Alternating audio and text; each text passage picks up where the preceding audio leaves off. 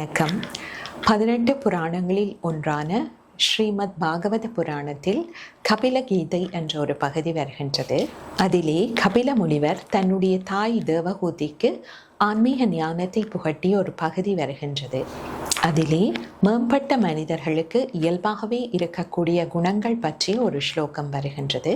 திதிக்ஷவக காருணிகா சுகிருதக சர்வதேகினாம் அஜாத சத்ரவக சாந்தவக சாதவக சாதுபூஷணக.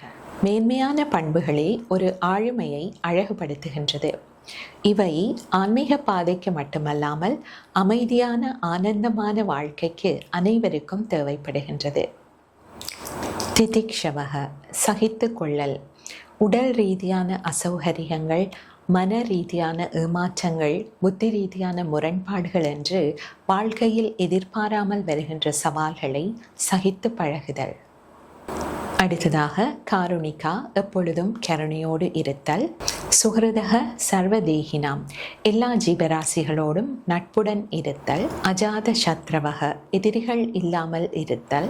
சாந்தவக, மன அமைதி.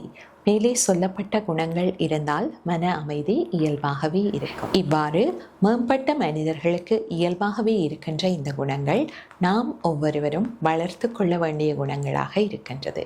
நன்றி.